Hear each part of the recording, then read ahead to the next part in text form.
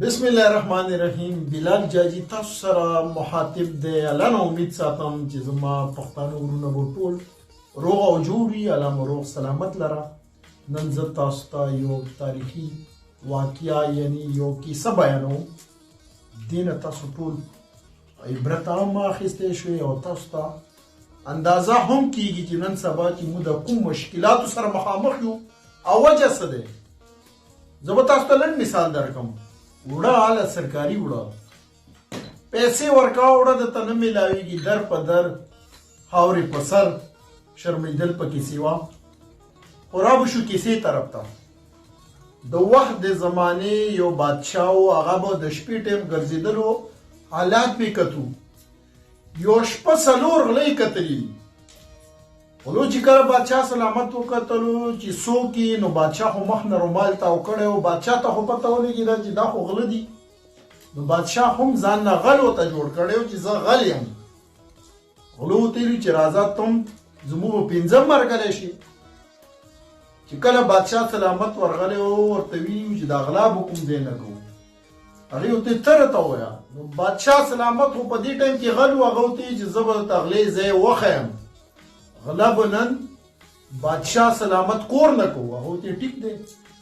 خو دې بادشاه سلامت ورته ووایي چې تاسو سره کومه داسې تجربه، یعنی تاسو سره کوم داسې فن دی، په غلې کې تاسو سره کوم داسې یعنی قابلیت شته، ما ته ښکاره کړئ. یو ورته ویلي چې کوم ځای کې خزانه موجوده وي که نه، زه چې پوزه راکاږم نو ما ته پته لګېږي چې دا خزانه دلته دی. ویم دې پوښتنه کړې وه چې ته څه فن لرې، یعنی ته څه قابلیت لرې. هغه ورته وویل چې دیوال څومره پیړ وي، څومره اوچت وي، هغې کې زه داسې ګول سوری کوم چې ټول پې دننه کېدی شو. دریم دې پوښتنه وکړه. هغه ورته چې کوم کور نه مغلا کوو، کوم ځای نه هلته چې سپی موجود وي، سپی وټغېږي، نو هغه په ټغېدلو یعنی هغه په خبرو باندې زه پوهېږم چې دا سپی څه وایي. څلورم ته چې ستا څه تجربه دی په دې غلې کې. هغه ورته چې زه شپې کوم سړی وګورم، هر څنګ وي، که مخ یې پټ وي که ښکاره وي، خو شپې ورځې بیا هماغه کس زه پېژندی شم چې مخ یې پټ وي.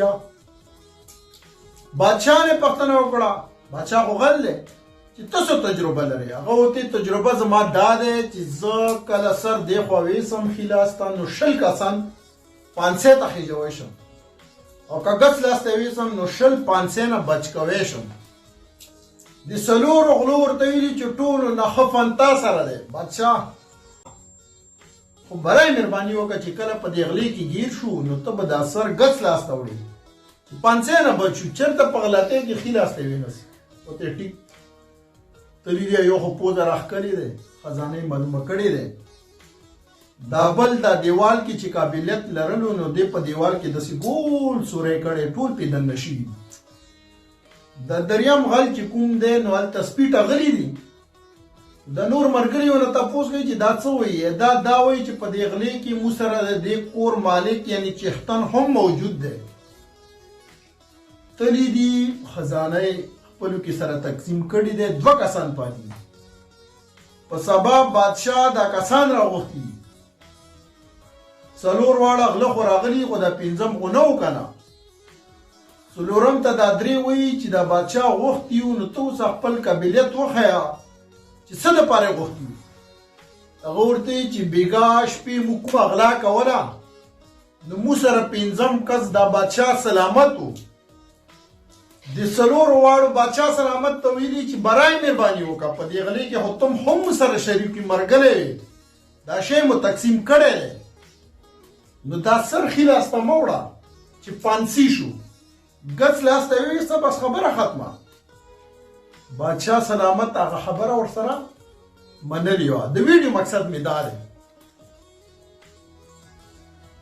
چې دا غلې نه کېدلی څو کسان یې 500 ته خېژولي وی. نن سبا و ما ورته در په در به نه وو.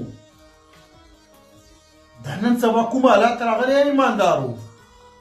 وجه دا دی چې ایوانې بالا یعنی زموږ تاسو مشران که په کور کې وي، که په کلي کې وي، که په ملک کې، که په هغه کې خو چې غله وي که نه هغه ملک هغه کور هغه کلی هغه وروري یعنی په ورورۍ منځ کې په کاروبار کې په هر لیول کې چې غل وي که نه هغه ملک هغه کاروبار هغه کلی دوستي مرګتیا تجارت نه کامیابیږي چې غله پکې ختم شي نو الله پاک به کامیابی درکوي. الله نه امید ساتم چې دې ویډیو نه به تاسو متاثره شوي وئ او ستاسو به خوښه وي. ډېره مننه، شکریه. بلال جاجي یوټیوب چینل باندې دا ویډیو تاسو کتلی شئ، سبسکرایب کوئ شئ، خپلو ملګرو سره شیر کولی شئ. زه واحد امن غواړم، امن پسند انسان یم، نور څه مطلب مې نشته. کامیابي خوشحالي مې غواړم.